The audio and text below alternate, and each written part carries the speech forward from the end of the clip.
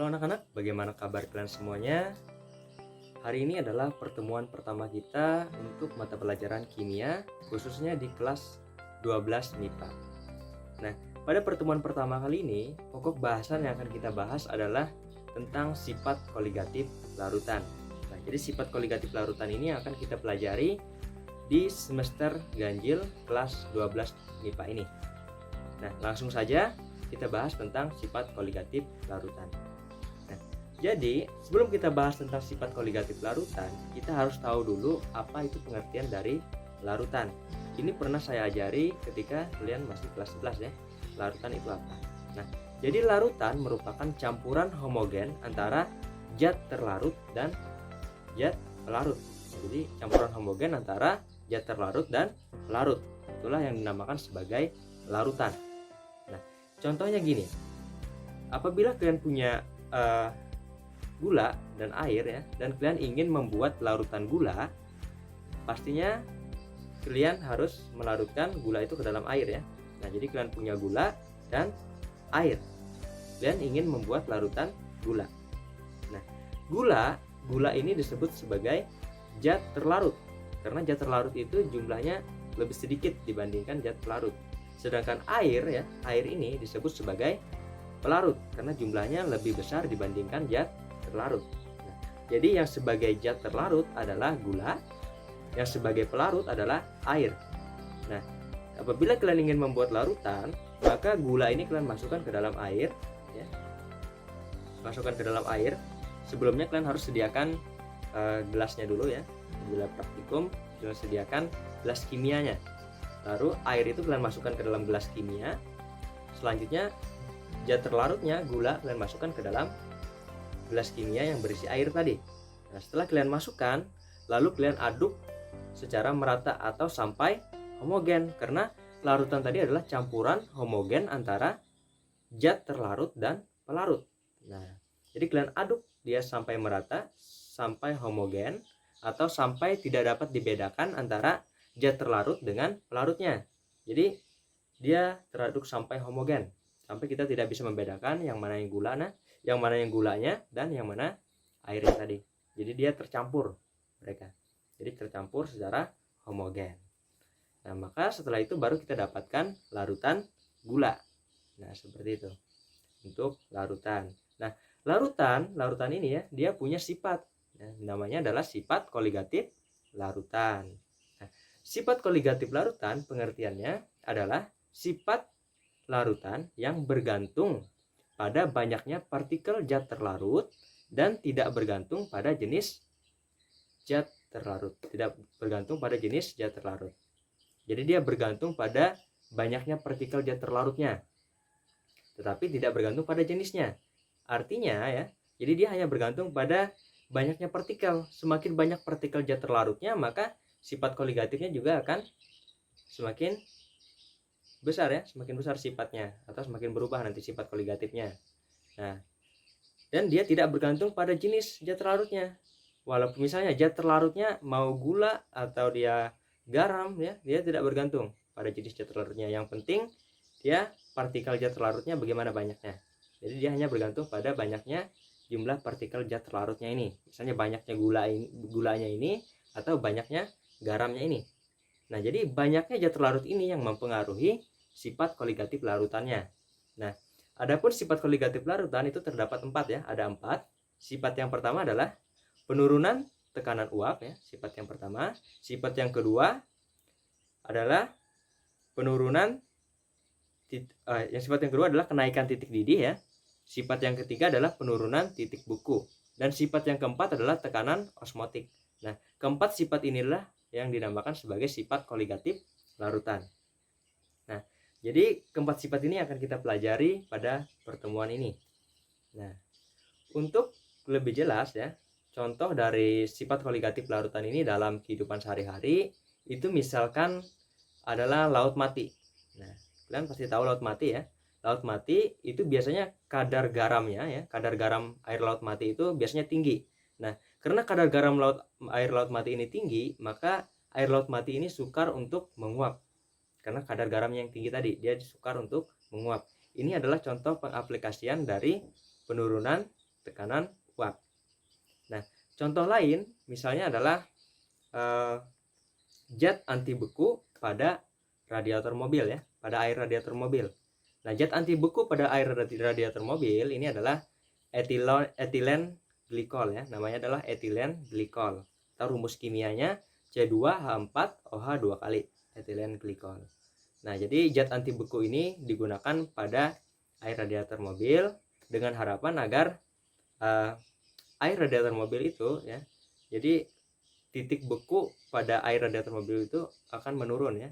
Nah, seperti itu, agar dia tidak cepat membeku. Karena apabila kita biarkan ya, biasanya di daerah yang beriklim dingin ya, itu apabila kita biarkan dan membeku, mobilnya akan cepat rusak ya. Nah, seperti itu. Contoh lain misalnya adalah es putar. Nah, es putar ini adalah pengaplikasian dari penurunan titik beku. Nah, es putar. Nah, selain es putar misalnya contohnya di daerah yang beriklim dingin seperti Jepang atau Korea ya dan sebagainya, pokoknya yang beriklim dingin itu biasanya akan turun salju ya. Nah, biasanya salju ini ya, apabila turun salju di jalanan itu akan tertutup oleh salju. Nah, tutupan salju ini ya, salju yang turun di jalanan ini akan menghalangi ya, menghalangi para yang berjalan, baik yang berjalan kaki atau menggunakan kendaraan ya. Nah, jadi dia akan menghalangi. Maka dari itu biasanya orang-orang akan menaburkan garam ya untuk mencairkan salju ini. Nah, jadi fungsi garam ya atau NaCl itu bisa digunakan untuk mencairkan salju. Itu merupakan penerapan dari penurunan titik beku. Ketika ditaburkan garam di salju, maka titik beku salju akan turun ya, sehingga dia akan mencair saljunya. Seperti itu. Itu contoh dari penerapan sifat koligatif larutan dalam kehidupan sehari-hari. Nah, untuk lebih jelas mengenai sifat koligatif larutan, silakan simak penjelasan materi berikut ini. Oke, baik. Tadi saya sudah jelaskan tentang sifat koligatif larutan ya. Nah, jadi larutan itu merupakan campuran homogen antara zat terlarut dan pelarutnya. Selanjutnya, sifat koligatif larutan adalah sifat larutan yang bergantung pada banyaknya partikel terlarut dan tidak bergantung pada jenis zat terlarut. Sifat koligatif larutan dalam kehidupan sehari-hari ada apa saja tadi? Yang pertama adalah laut mati ya, contohnya. Ini pengaplikasian dari penurunan tekanan uap. Selanjutnya, memasak air di pegunungan. Ini juga sama ya, penurunan tekanan uap. Zat anti beku pada radiator mobil ya, atau C2H4OH 2 kali. Ini pengaplikasian dari penurunan titik beku. Dan campuran pendingin pada es puter, juga penurunan titik beku. Dan garam untuk mencairkan salju, juga contoh contoh pengaplikasian untuk penurunan titik beku. Jadi untuk sifat-sifat koligatif larutan dalam kehidupan sehari-hari ini bisa kalian temui ya. Jadi banyak contohnya. Selanjutnya kita masuk pada sifat koligatif yang pertama, yaitu penurunan tekanan uap larutan atau disimbolkan sebagai delta P. Nah, jadi delta itu kan perubahan ya, karena penurunan itu kan berarti dia berubah. Awalnya besar, berubah menjadi kecil ya, turun. Makanya dia disimbolkan sebagai delta. Delta itu perubahan ya. Perubahan P itu adalah tekanan, karena di sini adalah penurunan tekanan uap larutan. Nah, tekanan uap zat padat ya, tekanan uap zat padat itu rendah ya, tekanan uapnya. Nah, di mana zat padat ini tidak mudah menguap atau tidak mudah menguap ya, zat padat, atau dia adalah non volatil ya, non non volatil. Nah, tidak mudah menguap. Jadi zat yang tidak mudah menguap itu adalah non volatil. Nah, untuk zat cair murni atau dia dalam bentuk larutan, dia punya tekanan uap tertentu tergantung pada temperatur ya.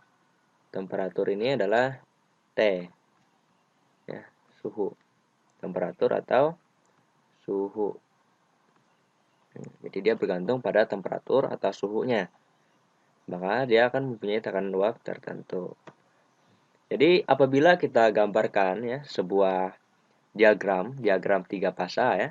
Diagram 3 fasa ini namanya diagram 3 fasa ya. Jadi diagram 3 fasa itu menunjukkan hubungan cair, antara cair ya, fasa cair, gas, dan fasa padat. Jadi menunjukkan hubungan antara ketiga jenis fasa ini. Makanya dibuat diagram 3 fasa. Nah, pada diagram 3 fasa ya, di sini misalnya yang di atas ya, sumbu Y-nya adalah tekanan ya, ini tekanan P, dan sumbu X-nya adalah suhu atau T. Nah, jadi kita ketahui bahwa misalnya di sini adalah yang ini, yang putih ya, yang putih ini adalah pelarut murni. Jadi kita ketahui yang putih ini adalah pelarut murni ya, yang warna putih ini pelarut murni. Nah, pelarut murni ini misalnya air ya, air. Misalnya kita pakai air atau H2O, air atau H2O. Nah, pelarut murni. Jadi air atau pelarut murni itu biasanya dia akan mendidih ya jika tekanan uap airnya sama dengan tekanan udara luar atau tekanan udara di atmosfernya. Nah, tekanan udara di atmosfer itu adalah sebesar 1 atm. Nah, jika tekanan uap ya atau P0 dari larutan, dari pelarut murninya ini, pelarut murni, P0-nya sama dengan 1 atm, maka dia akan mendidih ya. Mendidih pada suhu berapa? Jadi air itu mendidih pada suhu 100 derajat Celcius ya. 100 derajat Celcius. Nah, jadi pada suhu 100 derajat Celcius dan tekanan 1 atm, maka air akan mendidih ya. Sini tekanannya, P0-nya di sini. Ya, di sini P0. Di sini P0. Tekanan 1 atm, dia akan mendidih. Nah, bagaimana bila di dalam pelarut murni ini kita tambahkan zat terlarut ya, atau kita tambahkan larutan zat terlarutnya. Nah, misalkan zat terlarut yang mau kita tambahkan adalah garam ya, misalnya kan garam. Nah, sebelum kita bahas dulu ya, saya akan memberikan ilustrasi. Nah, kalian pasti pernah ya memasak. Memasak itu baik kalian masak sayur atau masak daging ya. Sebelumnya air ya yang kalian jarang di kompor itu pasti mendidih ya, sebelumnya mendidih. Pernah nggak kalian sebelum airnya kan awalnya mendidih. Ketika kalian masukkan di situ sayur ataupun daging yang ingin kalian masak, maka airnya berhenti mendidih. Pasti dia akan berhenti mendidih ya. Karena kenapa? Dia akan awalnya mendidih. Apabila ada zat lain yang kalian masukkan ke dalam air tersebut, maka titik didihnya akan turun ya. Titik didihnya akan turun. Karena dia apabila ada zat terlarutnya, maka dia akan sukar untuk mendidih atau menguap lagi. Apabila ada zat terlarut, maka dia sukar untuk menguap. Makanya apabila kalian memasak, biasanya kalian air yang sudah mendidih, kalian masukkan kembali di situ sayur atau daging yang ingin kalian masak, maka dia akan berhenti mendidih. Karena tekanan uapnya akan turun ya. Karena ada zat terlarut tadi. Sama seperti ini. Nah, apabila di diagram 3 fasa ini kita tambahkan larutan ya, misalnya larutan garam ya, misalnya larutan garam atau NaCl, kita tambahkan NaCl, larutan garam, maka tekanan uapnya akan naik atau turun. Nah, seperti ilustrasi tadi ya, apabila ada zat terlarut, maka tekanan uapnya akan mengalami penurunan ya. Di sini makanya penurunan tekanan uap karena ada zat terlarut tadi. Nah, jadi di sini dia penurunan tekanan uap. Jadi di sekitar di sini kan larutan nih. Zat terlarutnya kita tambahkan di bawah sini. Nah, yang warna merah jambu ini. Nah, jadi penurunannya di sini ya, tekanannya di sini. Sekitar di sini. Nah, jadi dia mengalami penurunan ya. Penurunan. Nah, jadi dia tidak lagi ya pada 100 derajat ya. Dia akan mengalami penurunan di sini. Dia tidak lagi pada tekanan 1 atm. Dia tekanannya bisa kurang dari 1 atm ya. Nah, makanya di sini ya. di sini karena mengalami penurunan, di sini adalah delta P ya. Jadi penurunan tekanan uap larutan di sini adalah delta P. Jadi awalnya dia kan tekanannya besar. Dia mengalami penurunan di mana delta P ini dirumuskan sebagai P0 atau tekanan uap jenuh pelarut murni ya. Tekanan uap jenuh pelarut murninya dikurang dengan tekanan uap larutan. Nah, jadi tekanan uap jenuh pelarut murni ini tadi ya, dari air ya pelarutnya, dikurang dengan tekanan uap dari larutannya. Ini, dikurang ini, tekanan uap larutan.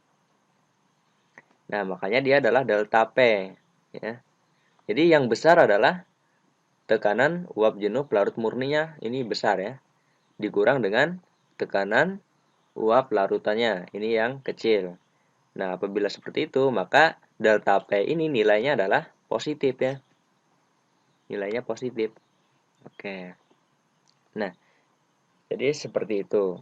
Nah, di sini kan dia pastinya kalau ada larutan ya, kalau ada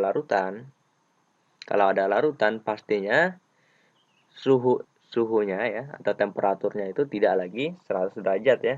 Pasti dia ada T2-nya di sini. Temperaturnya tidak 100 derajat. Maka di sini adalah delta T-nya ya, perubahan temperaturnya. Karena ada larutan tadi kan dia pasti temperaturnya tidak lagi 100 derajat. Oke, jadi seperti itu untuk diagram 3 fasa ya. Jadi di sini ada delta P. Nah, untuk yang di atas ya, Jadi di atas ini bagian atas fasanya adalah cair ya. Di bagian atas ini fasanya cair. Di bagian bawah ya, bawah sini fasanya adalah gas. Nah, fasanya gas. Makanya di bagian sini ya, di bagian sini yang di bawah sini dia adalah fasa di tempat menguap ya, bisa menguap di sini karena dia fasanya gas. Kalau di sini fasanya padat. Semakin ke sini padat nanti itu untuk yang penurunan titik beku ya. Biasanya semakin ke sini dia akan semakin membeku ya, padat bentuknya. Kalau tekanan uap dia semakin ke sana ya, semakin ke sana. Tekanan uap ini dia bentuknya semakin gas ya karena dia di sebelah sini ya. Jadi dia bentuknya gas, menguap. Di sebelah sini ya. Sebelah sini. Menguap. Oke. Nah, di sini ada perbedaan dari pelarut murni dan larutan ya. Ketika dia mengalami penguapan ya. Nah, untuk molekul pelarut murni ya, pelarut murni itu kan dia tidak ada zat terlarut di dalamnya. Dia hanya pelarutnya saja. Nah, jadi dia lebih mudah untuk menguap ya, mudah menguap karena dia pelarut murni. Jadi tidak ada ya zat lain yang menghalangi dia menguap. Ya, jadi tidak ada zat lain yang menghalangi molekul pelarutnya ini, misalnya air ya, molekul H2O-nya tidak dihalangi untuk menguap ya. Sedangkan apabila dia larutan ya, larutan ini misalnya H2O ditambah dengan seperti tadi NaCl, H2O tambah NaCl. Nah, jadi molekul zat terlarut, molekul NaCl ini akan dia berinteraksi ya, terjadi interaksi antara molekul zat terlarutnya dengan molekul pelarutnya sehingga airnya tadi dia sukar untuk menguap ya karena dia terjadi interaksi antara mereka berdua. Kita saling bertabrakan jadi dia susah untuk menguap ya. Sama seperti apabila kita berada di tempat keramaian ya. Bila berada di tempat keramaian, kita pasti susah untuk lewat ya. Dan apabila tempatnya tidak ramai, biasanya kan kita lancar aja untuk lewat. Apabila tempatnya ramai atau macetnya itu kita kan susah, sama seperti ini. Kan semakin banyak ada zat terlarut, ada molekul pelarutnya, maka dia akan susah untuk menguap. Oke, untuk rumusnya di sini ya, untuk yang delta P tadi kan sudah kita bahas, P0 ya, dikurang P. Nah, P0 tadi adalah tekanan uap jenuh pelarut murni, kalau P tekanan uap larutan. Nah, untuk delta P ini bisa dicari juga dengan rumus T dikali dengan P0 atau fraksi mol, ini fraksi mol. Fraksi mol zat terlarut ya, T itu terlarut, fraksi mol zat terlarut dikali dengan tekanan uap jenuh pelarut murni. Nah, atau P kita turunkan dari sini ya, P itu sama dengan P tekanan EKB praksimol pelarut ya, praksimol pelarut dikali dengan tekanan uap jenuh pelarut murninya untuk mencari nilai P. Nah, jadi untuk EKP itu bisa kita cari dengan rumus NP dibagi NT ditambah NP. Jadi EKP sama dengan praksimol pelarut sama dengan N ini mol ya, mol pelarut dibagi mol zat terlarut T ya, mol zat terlarut ditambah mol pelarut ya. Untuk NP ini rumusnya untuk mol pelarut, massa pelarut dibagi dengan MR pelarutnya. Misalnya tadi kan pelarutnya air misal, H2O. Berarti gram dari H2O dibagi dengan MrH2O adalah NP-nya, mol pelarutnya. Nah, untuk mol zat terlarut ya, massa zat terlarut, itu rumusnya massa zat terlarut dibagi MR zat terlarut. Misalnya kita tadi gunakan NaCl ya. NaCl, maka NT sama dengan gram ya. Gram itu kan massa. Massa NaCl, gram NaCl-nya dibagi dengan MR NaCl-nya. Maka ditemukan mol zat terlarutnya. Nah, untuk praksimol ini ada hubungannya dengan praksimol zat pelarut dan praksimol pelarut ini ada hubungannya ya. Jadi hubungannya praksimol pelarut ditambah praksimol zat terlarut itu sama dengan 1. Nah, dari hubungan ini bisa kita cari praksimol pelarutnya. Jadi praksimol pelarut itu sama dengan 1 dikurang praksimol zat terlarut. Jadi ini harus diingat juga ya persamaannya. Nah, untuk lebih jelas kita akan lihat di contoh soalnya. Sekarang kita masuk pada contoh soal ya. Contoh soal yang pertama. Soalnya seperti ini.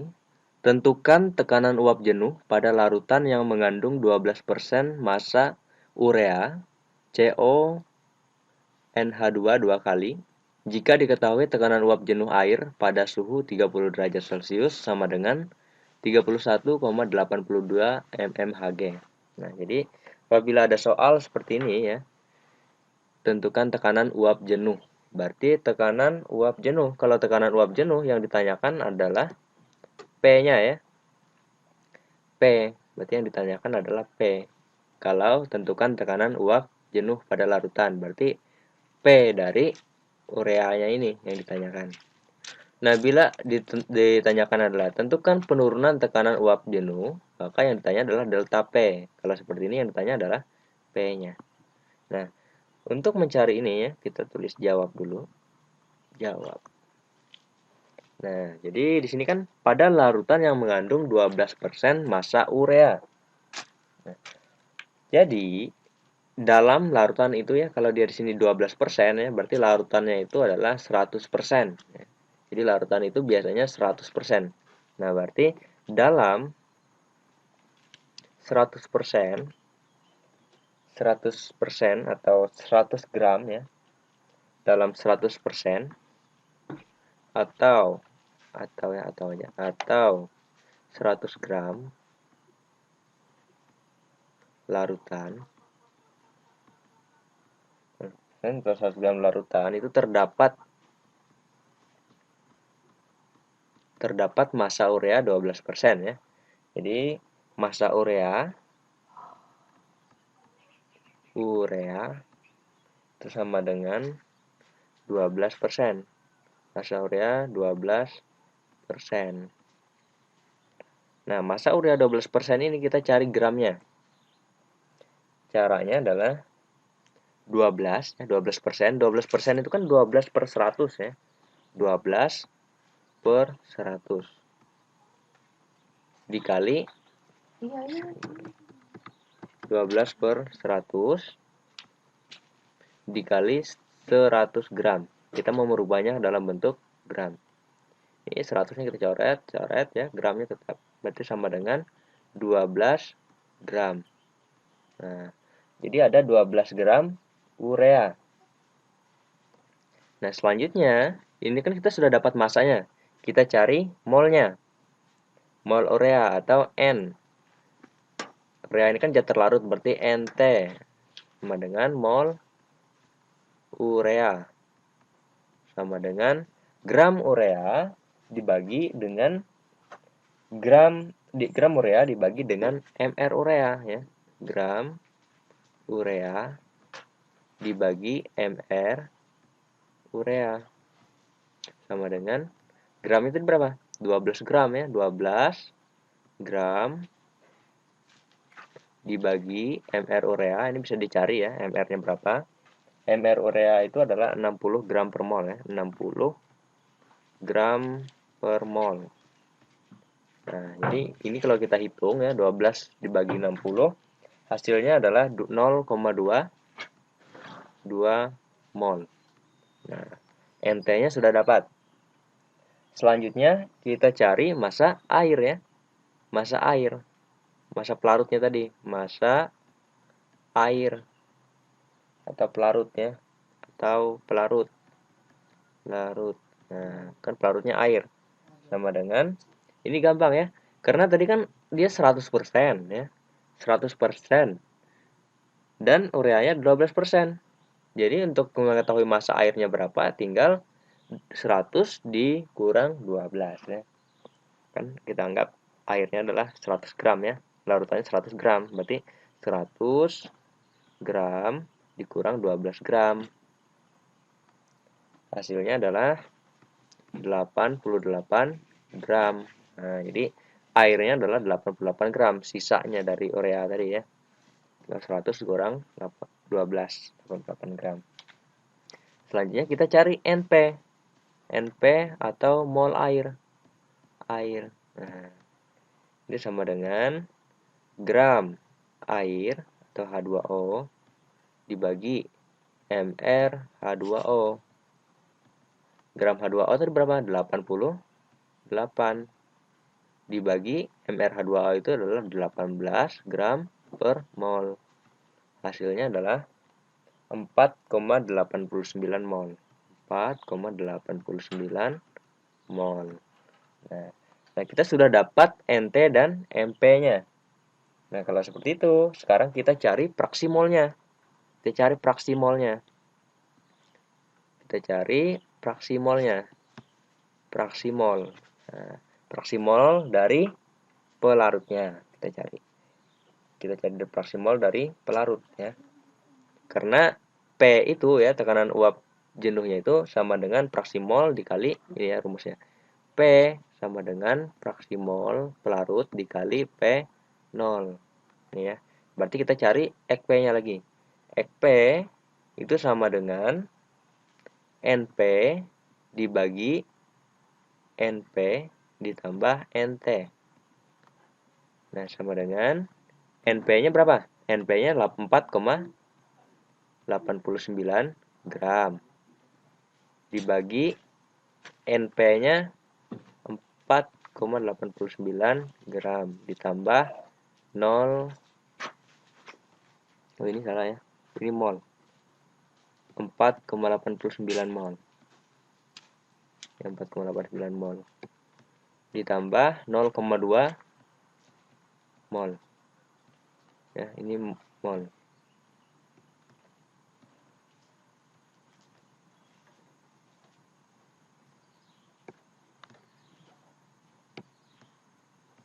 Ini 0,2 mol ya itu. NP-nya. Nah, sama dengan ya, kalau kita hitung hasilnya adalah 0,96. Nah, jadi fraksi mol itu dia tidak ada satuannya ya. Jadi dia hanya bilangan angka 0,96 ya. Untuk fraksi mol zat pelarutnya. Nah, apabila sudah dapat EKP-nya ya, tinggal kita masukkan ke rumus. Rumusnya adalah P ya. Kan yang ditanya adalah P sama dengan EKP dikali P0. P0 itu apa? Ini ya. Ini P0 nih. P0. Tekanan uap jenuh pada suhu 30 derajat. Nah, ini dia. P0-nya 31,82 mmHg. Sama dengan EKP-nya kita dapat 0,96. 0,96 dikali 31,82 mmHg. Nah, P sama dengan 30 ya, kalau kita kali ya, kita hitung 30,54 mm Hg. Nah, kita dapat ya. Jadi tekanan uap jenuh pada larutan urea ini tadi adalah 30,54 mm Hg. Nah, sekarang kalau kita mau cari penurunannya, misalkan ya, ini tidak ada di soal ya, ini misalkan aja. Kalau delta P-nya itu berapa misalkan? Delta P-nya berapa? Misal ya. Nah, karena delta P itu rumusnya P0 dikurang P ya. Nah, P0 itu ada nih, 31,82. Kita tulis saja 31,82 mm Hg dikurang P-nya berapa? 30,54 mm Hg. Nah, hasilnya adalah 1,27 mm Hg. Ya, ini. Nah, jadi delta P-nya ya kalau kita mau cari itu adalah sebesar 1,27 mmHg. Jadi penurunannya itu adalah penurunan tekanan uapnya sebesar 1,27 mmHg. Nah, demikian contoh soalnya ya. Untuk soal yang lain ya nanti kita bahas di pertemuan berikutnya.